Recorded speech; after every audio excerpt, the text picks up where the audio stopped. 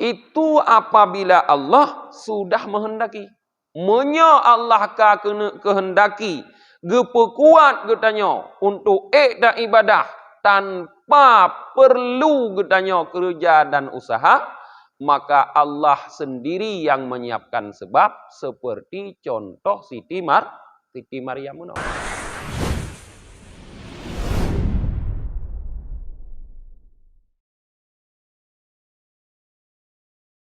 Assalamualaikum warahmatullahi wabarakatuh. Alhamdulillahi rabbil alamin. Wabihi nasta'in wa ala umurid dunya waddin. Ashhadu an la ilaha illallah wahdahu la syarika lah. Wa ashhadu anna muhammadan abduhu wa rasuluhu la nabiyya ba'dah. Allahumma salli wa sallim wa barik ala Muhammad wa ala alihi wa sahbihi ajma'in, amma ba'd.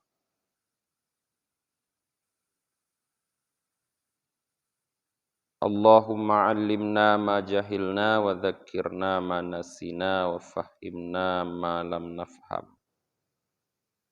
Subhanaka la ilma lana illa ma 'allamtana innaka antal alimul hakim. Rabbi syrah li sadri wa yassir li amri wahlul 'uqdatam min lisani yafqahu qawli.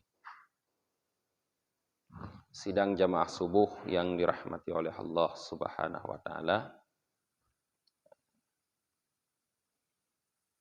Pada pagi yang berbahagia ini kita akan kembali mengkaji tentang zuhud, bahagian akhir pada hari ini daripada awanik yang pertama, yaitu dunia. Fa in qila fala budda min qadarin minad dunya liyakuna qiwaman lana fa kaifa nazhadu fiha. Jika dikatakan tidak boleh tidak daripada satu bahagian daripada dunia supaya kita menjadi tegak dengannya, maka bagaimana kita harus zuhud terhadapnya. Jadi para jamaah dilikut disebutkan oleh Imam Al-Ghazali bahwa dunia yang menghalangi kita untuk beribadah harus talawan dengan sikap zuhud. Sudah banyak kita jelaskan tentang zuhud, ada beberapa macam zuhud. Ada 3 macam, 2 zahir, 1 batin. Kemudian pada pertemuan terakhir yang lalu kita telah umpamakan dunia seperti roti yang beracun. Ada orang yang di waktu roti tersebut dibikin, yang melihat dibubuhi racun. Ada orang yang tidak melihat. Sehingga orang yang melihat di saat dihidangkan di hadapan mereka roti tersebut, walaupun roti tersebut telah diolesi dengan olesan yang sangat cantik, dengan warna yang sangat indah, tapi dia tidak mau menyentuh roti tersebut. Sedangkan orang yang tidak melihat roti itu dibubuhi racun, dia melihat indah sekali roti, cantik sekali warnanya, modelnya pun menarik, maka dia segera mengambil roti tersebut, memakan. Bahkan dia menganggap orang yang tidak mengambil, yang tidak peduli dengan roti tersebut itu sebagai orang bodoh. Nah, jadi begitulah kata Imam Al-Ghazali sikap kita terhadap dunia. Sebenarnya kita punya kemampuan yang sama, tidak berbeda. Tapi kenapa ada orang yang mampu zuhud terhadap dunia, ada orang yang tidak mampu. Nah, secara tabiat semua sama, tapi rupanya karena keluasan pandangan. Seseorang mampu memandang bahwa ada racun di dunia yang mematikan. Tapi ada orang yang tidak mampu melihat tersebut. Nah, orang yang mampu melihat di dunia ini ada racun yang mematikan, maka dia tinggalkan dunia. Sama sekali dia tidak akan mengambil sedikit pun terhadap dunia. Tetapi ada orang yang tidak mampu melihat, maka dia mengambil. Nah, dari dunia ini yang dia sukai. Nah, itu tamsilan terhadap zuhud terhadap dunia yang haram. Nah,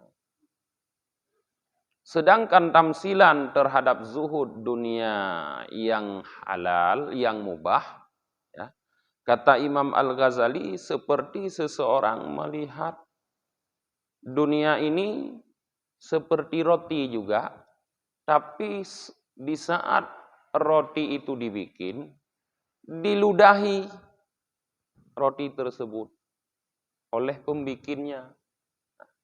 Orang yang melihat roti tersebut di saat dibikin, diludahi, nah, mungkin berlumuran dengan keringat, maka di saat dihidangkan, walaupun roti itu bagus, rasanya mungkin enak, rupanya indah, dia tetap tidak mau mengambil roti tersebut. Kecuali kalau sudah benar-benar lapar dan tidak ada makanan lagi yang lain, maka dia ambil sedikit untuk menahan rasa lapar. Sedangkan orang yang tidak melihat, sama sekali hana gekalon lekonya notai pega roti, tidak dilihat dia roti itu diludahi, maka dia lihat roti tersebut warnanya sangat indah, mungkin bentuknya sangat bagus, dia ambil segera. Bahkan dia menganggap orang yang tidak suka, yang tidak mengambil itu orang bodoh. Nah, ini juga mereka punya kekuatan yang sama, punya kemampuan yang sama, tapi berbeda sikap terhadap roti itu karena juga pandangan yang berbeda, pemahaman yang berbeda. Yang satu orang dapat melihat di saat dibikin roti tersebut dibubuhi dengan air liur, air ludah. Sedangkan yang lain tidak, maka berbedalah mereka terhadap roti tersebut. Nah, itu adalah tamsilan terhadap tamsilan terhadap roti itu dunia yang halal. Bagaimana seseorang bersikap zuhud terhadap dunia yang halal, kata Imam Al-Ghazali. Sekarang kalau ada orang yang mengatakan begini, sebenarnya kalau kita melihat, tidak mungkin kita tidak menggunakan dunia sedikit pun. Karena dengan dunia ini, kita bisa kuat, bisa berdiri melakukan ibadah. Coba bayangkan ibu-ibu kalau kita tidak makan sedikit pun. Atau kalau kita tidak memakai pakaian, kan tidak mungkin kita beribadah. Maka ada orang yang mempertanyakan, kalau kita tidak mengambil sedikit pun dari dunia untuk makan, yang dengannya kita kuat untuk melaksanakan ibadah, kan tidak mungkin. Artinya mesti kita harus mengambil sedikit daripada dunia. Kalau mesti, bagaimana kita bisa zuhud benar-benar terhadap dunia? Bagaimana benar-benar kita bisa tidak mengambil, tidak memperdulikan dunia? Padahal kita butuh untuk membuat kita kuat. Kita bisa beribadah. Nah, itu satu pernyataan. Nah, bagaimana menjawab pernyataan tersebut? Bagaimana memberikan jawaban yang tepat? Imam Al-Ghazali mengatakan, fa'lam anna zuhda fil fudul mimma la yahtaju ilaihi fi qawamil biniyah fal maksudu al-qiwamu wal quwah hatta ta'budallaha subhanahu wa ta'ala la aklu wala syurbu wal taladzadu. Ketahuilah bahwa zuhud ya, adalah fil fudul, pada yang lebih daripada apa yang dibutuhkan kepadanya untuk menguatkan tubuh. Jadi kata Imam Al-Ghazali, rupanya zuhud ini bukan seluruhnya dunia tidak kita gunakan. Tapi zuhud ini adalah pada hal-hal yang lebih daripada kebutuhan pokok yang dengannya kita dapat membuat tubuh kita tetap sehat, tetap kuat, tetap bisa beribadah kepada Allah Ta'ala. Yang lebih darinya ke getanya geyu zuhud, geyu tinggalkan. Kalau misalnya para jemaah kita perhatikan firman Allah tentang makan minum. Allah mengatakan, Kulu washrabu wala tusrifu. Makan dan minumlah, tapi jangan berlebihan. Jadi Allah menganjurkan kita untuk tetap mengkonsumsi makanan. Bahagian daripada dunia. Allah menganjurkan kita untuk tetap mengkonsumsi minuman, bahagian daripada dunia. Tapi pada akhirnya Allah tegaskan kepada kita, wala tusrifu, jangan berlebihan.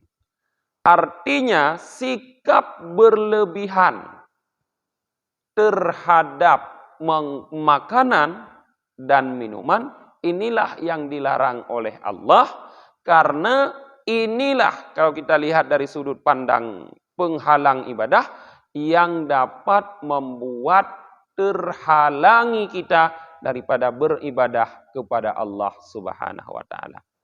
Maka sikap zuhud kita tempatkan pada yang lebih daripada makanan yang dibutuhkan untuk kita sehat, minuman yang dibutuhkan untuk membuat kita sehat.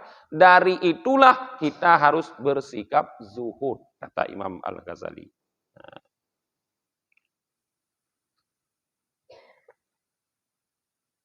Fal maksudu al-qiwamu wal quwwah. Karena maksud, kata Imam Al-Ghazali, tujuan daripada kita mengkonsumsi makanan dan minuman tadi, yang bahagian dari dunia, adalah supaya kita tegak, sehat, kuat, hatta ta'budallahu subhanahu wa ta'ala. Sehingga kita mampu beribadah kepada Allah Subhanahu wa ta'ala. Lal aklu wasyurbu wal taladzat. Bukan maksud kita untuk makan, bukan maksud kita untuk minum, bukan maksud kita untuk merasakan yang enak. Jadi tujuan makan dan minum, kata Imam Al-Ghazali, bukanlah makannya, bukan minumnya, bukan enaknya, tetapi tujuannya adalah membuat kita sehat, kuat beribadah kepada Allah Ta'ala. Jadi kalau dengan sedikit kita bisa kuat, kita bisa sehat, untuk apa kita cari yang banyak? Menyobacut dapat jauh, sehat tu, kuat tu, kepu tatamah. Ya. Karena tujuan kon semaju, tujuan kon jeb, tapi tujuan sehat, tujuanku kuat. Nah, dan ibadah. Ya. Maka orang yang di saat makan tujuannya adalah makan, di saat minum tujuannya adalah minum, adalah untuk merasakan hal yang enak-enak, nyan adalah orang-orang yang keadaannya adalah bodoh. Nah, kata Syekh Ihsan. Orang itu adalah sufala, orang yang bodoh, juhala, orang yang bangai. Munyo tujuan daripada mengkonsumsi cuma makan, minum, dan enak. Nyan adalah bangai. Nah. Kemudian wallahu ta'ala insya'a aqamaha bisyai'in wa sababin wa insya'a ta'ala aqamaha bighairi sabab. kal malaikati alaihi salam. Nah, kemudian Allah Ta'ala, apabila Allah menghendaki, Allah bisa kuatkan, bisa tegakkan, bisa sehatkan kita dengan sesuatu dan sebab. Dan bisa juga kalau Allah kehendaki, Allah kuatkan, Allah sehatkan kita dengan tanpa membutuhkan sebab. Seperti para malaikat di atas mereka salam. Nah, coba kita lihat para jamaah. Kehidupan para malaikat. Kalau kita berpikir seperti pernyataan pertama, hanjut han, benar dunia, mehana dapat jauh bacu, panek dah semaya. Nyalagian pemikiran kita nyaw. Nah, coba lihat para malaikat. Malaikat disiapkan oleh Allah, diciptakan oleh Allah sebagai makhluk yang melakukan ibadah tanpa henti. Hana gepiyuh gebubun ibadah oleh malaikat. Munyo Allah Ta'ala gepegat malaikatnya untuk istighfar, maka semenjak gepegat sampai kiamat dunia istighfar tapi hana piyuh. Hana hek. Munyo Allah Ta'ala gepegat malaikatnya untuk bertasbih, maka semenjak diciptakan sampai kiamat dunia bertasbih selalu dia. Tidak pernah berhenti. Nah, padahal kita tahu malaikat tidak mengkonsumsi makanan. Tidak mengkonsumsi minuman. Kenapa malaikat kuat bertasbih? Kenapa kuat beristighfar?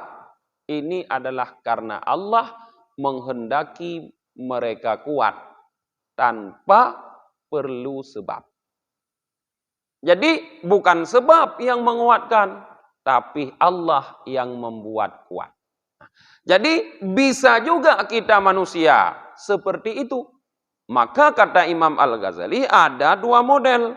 Ada orang yang dikehendaki oleh Allah dikuatkan. Mampu dia beribadah, tapi dengan sebab, dengan sesuatu. Sehingga Allah ciptakan sebab, Allah ciptakan sesuatu untuk orang tersebut, dan Allah mudahkan sebab itu sehingga orang tersebut mampu beribadah kepada Allah. Nah, urulannya. Kepegat sebab di Allah. Artinya kepegat makanan, minuman, dengan naga konsumsi makanan, dengan naga konsumsi minuman, ibadah kepada Allah Ta'ala. Tapi ada juga orang-orang yang Allah buat, dia kuat tanpa ada sebab.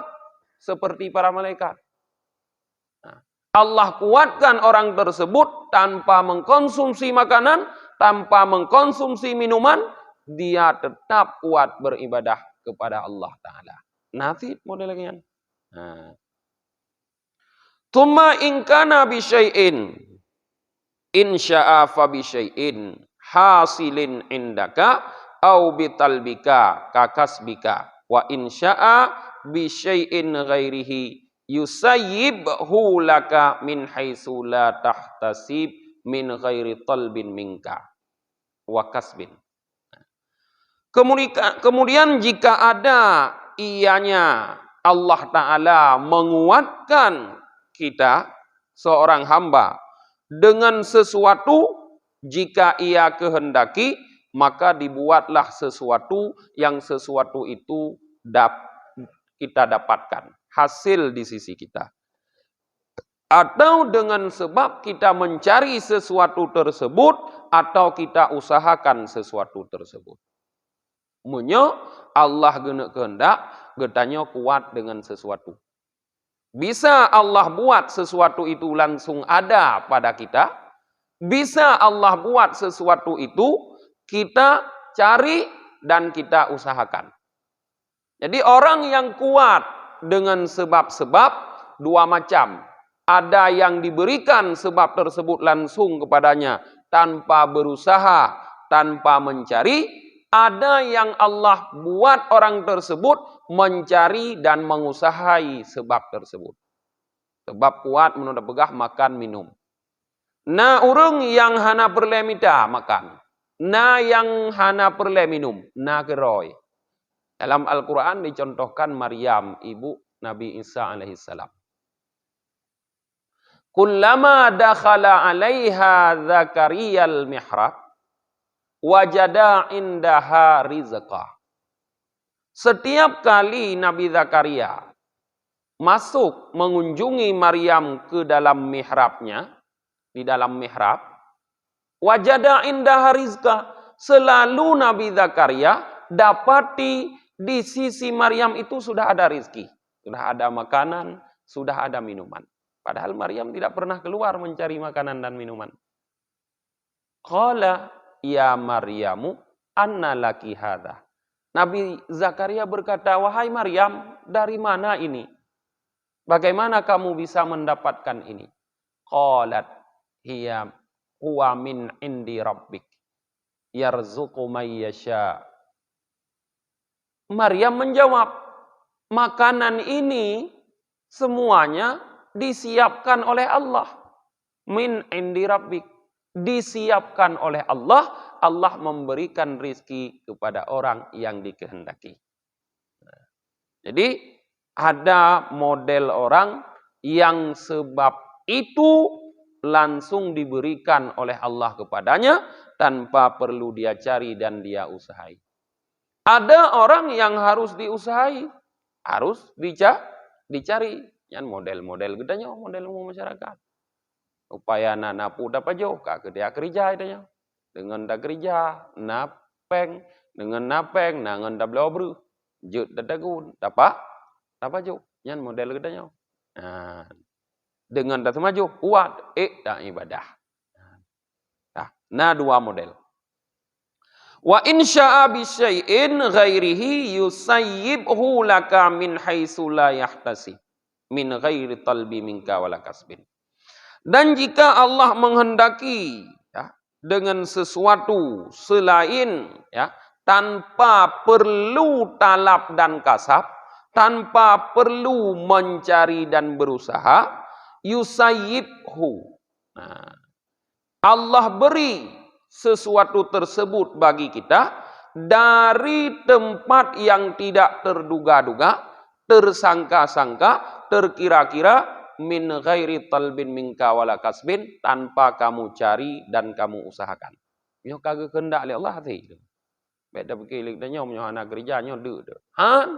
Menyo Allah kagak kehendak, gepu kuat getanyo tanpa perlu tak usaha dan tak kerja, Allah akan gesiapkan kepada getanyo sebab yang menguatkan tanpa perlu dia selit, dia usaha, dia kerja. Bisa Allah Ta'ala. Kama qala Ta'ala, sebagaimana nukun Allah Ta'ala. Coba perhatikan firman Allah para jemaah. Punukun Allah. Wa may yattaqillaha yaj'al lahu makhrajan wa yarzuqhu min haitsu la yahtasib.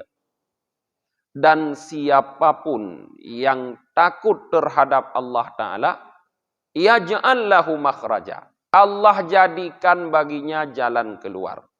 Wa yarzuquhu, dan Allah rizkikan orang tersebut min haitsu la yahtasib, dari tempat yang tidak terduga-duga, dari tempat yang tidak dikira-kira.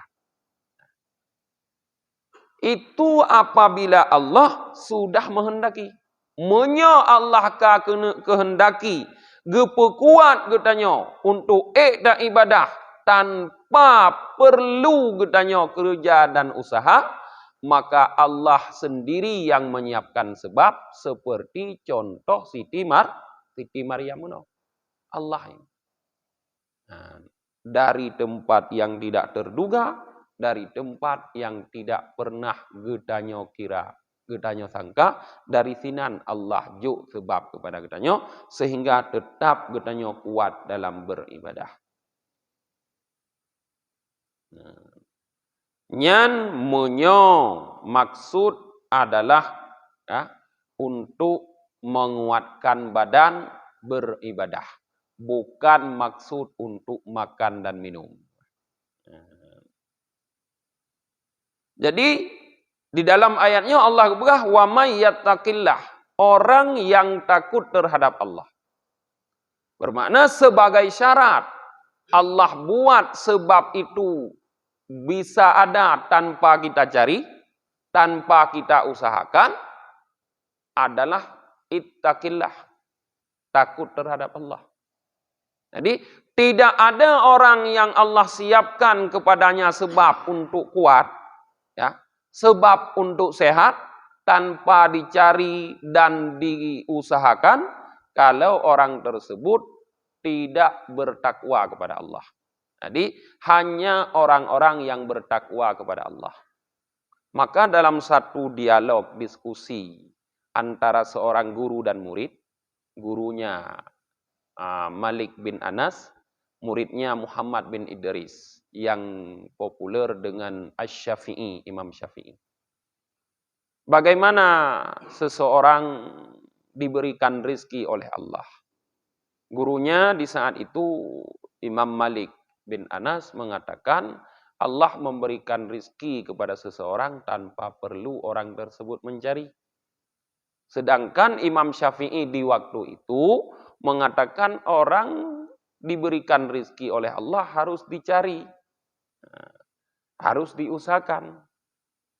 Maka setelah diskusi itu berakhir dan mereka tetap pada pendapat mereka masing-masing, Imam Malik tetap kepegahan apa yang ada mida, munyo Allah kena bitro kera. Imam Syafi'i kepegahan mungkin ada rumah kera dengan rezeki, pe ada tubik dia gereja ada mida. Ke urang Aceh keun mungkin. Yan, munyo hana tak usaha panai dekat roh manyang. Atai hana tak usaha ada han kaya udip senang. Yang kaedahnya. Ya, pendapat Imam Syafi'i awal. Kaku setelah itu Imam Syafi'i keluarlah dari pengajian.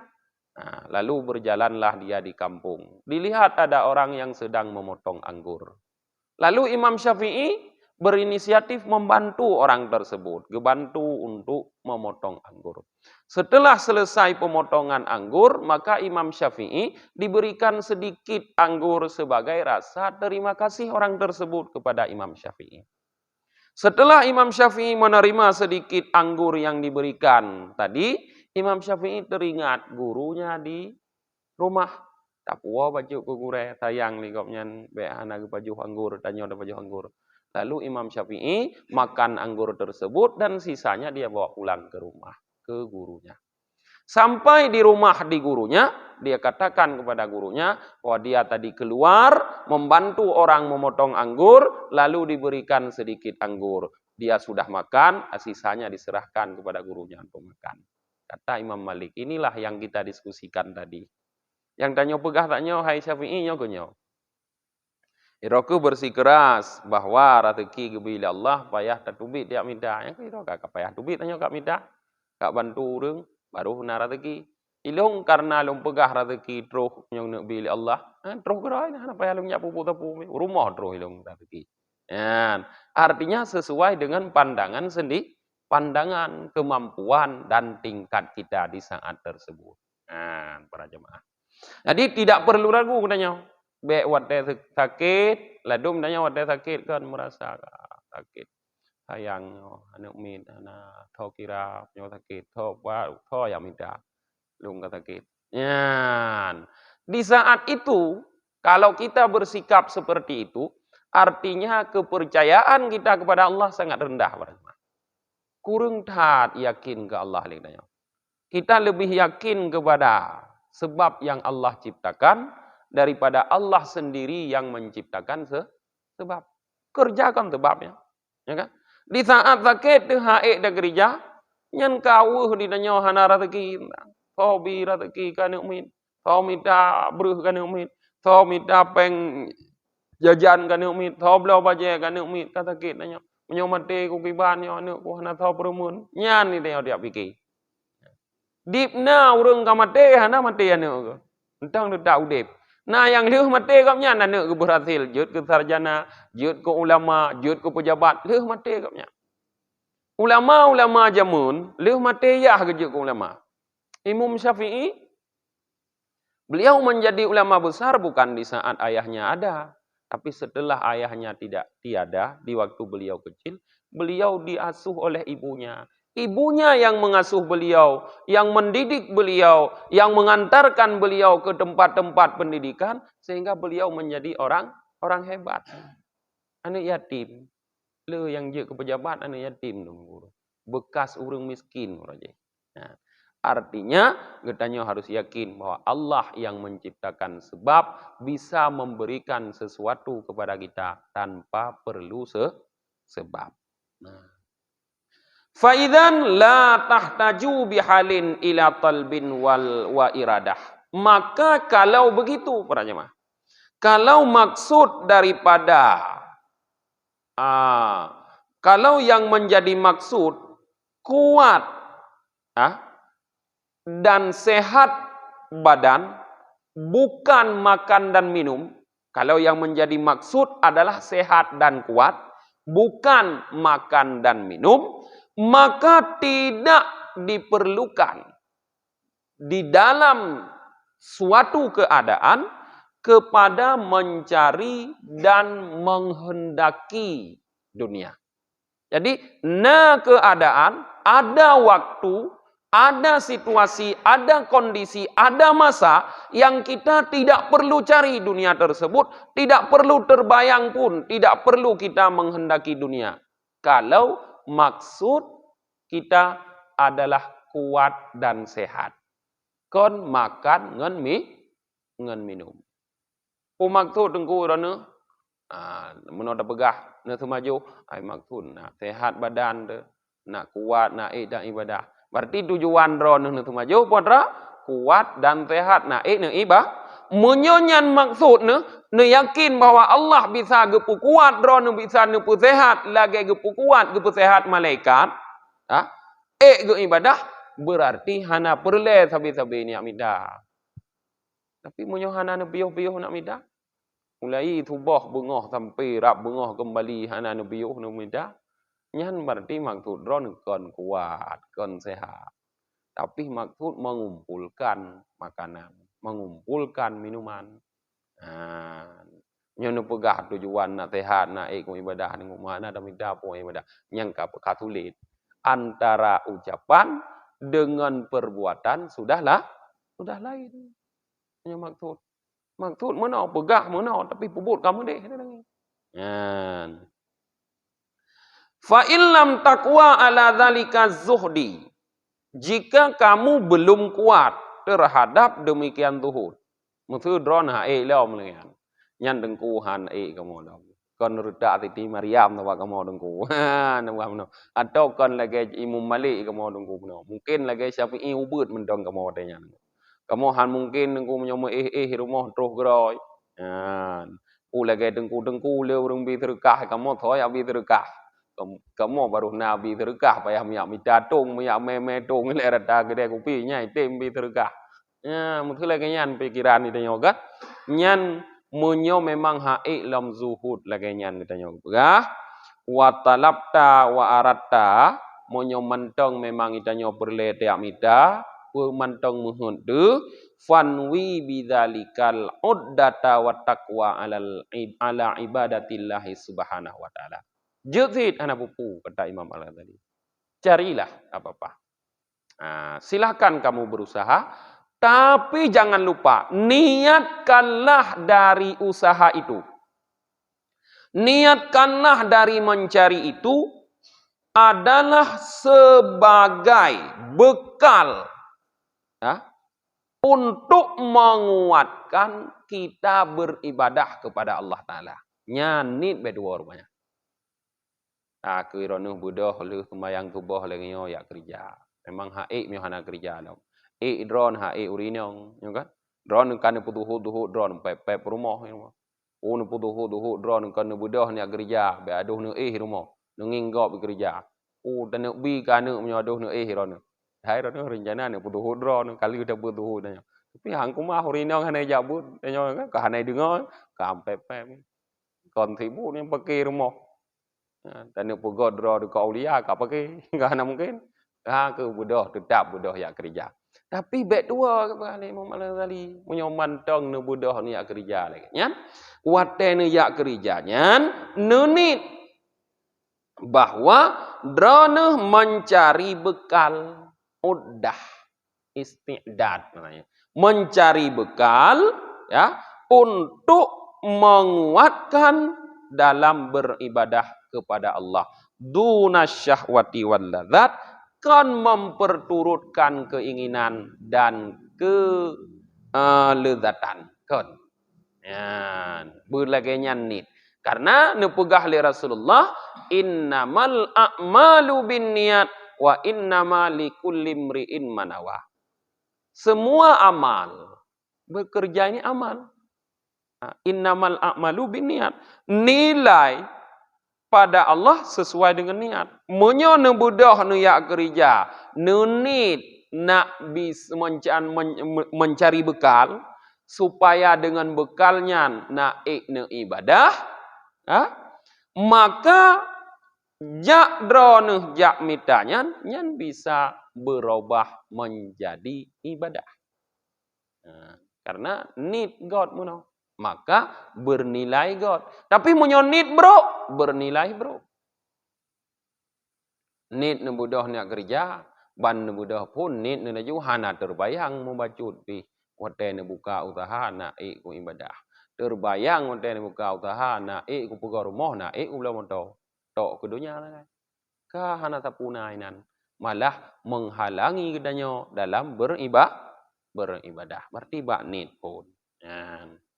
Fa innaka idza nawaita dzalika kanat talabu wal iradatu minka khairan wa talban lil akhirah bil haqiqati la lidunya. Wala yaqdahu fi zuhdika wa tajarrudika. Karena sesungguhnya engkau, apabila engkau berniat seperti itu, kata Imam Al-Ghazali. Munya watene usaha, watene yak mitan, na nunit lagi nyan. Nunit sebagai bekal nak kuat nak ibadah. Nyan adalah usaha drone. Adalah kehendak drone terhadap adranyan khairan. Kebaikan, kata Imam Al-Ghazali. Adalah kebaikan. Jadi budah katanya jak kerja munyo lagi nyan ni tu nyan kebaikan kepegah.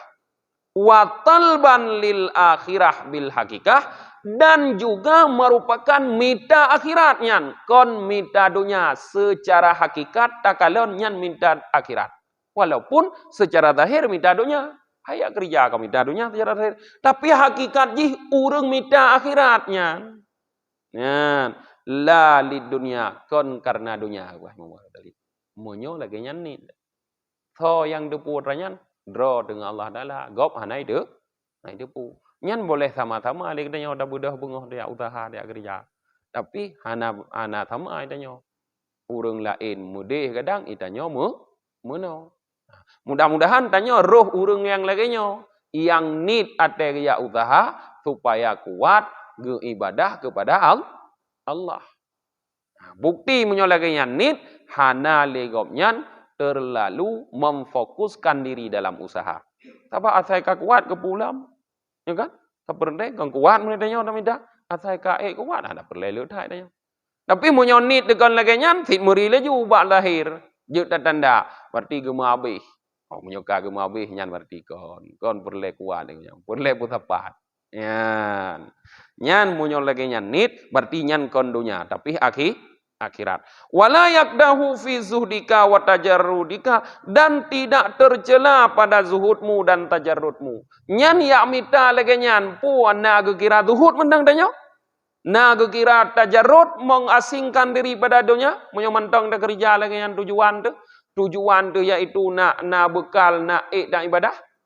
Mantong tetap kira zuhud gebah. Yan. Hana merusak zuhud gedanya olam. Walaupun mantong dah kerja. Jadi bermakna wate gedanya ingin zuhud, apakah gedanya harus pensiun ni le? Harus piuh dari kerja ni? Tidak rupanya. Bisa tetap kita melanjutkan pekerjaan, tidak perlu mengambil pensiun untuk zuhud. Tinggal menata niat dalam bekerja tersebut. Fa'lam hadhil jumlatar rasyidan wabillahi taufik. Ketahuilah, kata Imam Al-Ghazali, ini adalah jumlah rasyidan, yang membawa kita kepada kebenaran. Wabillahi taufik, dan dengan Allah taufik. Kabeh para jamaah awakib yang pertama, awaik yang pertama, yaitu yang pertama menghalangi kita daripada ibadah, yaitu dunia. Insyaallah nanti akan lanjut kepada penghalang kedua, yaitu makhluk.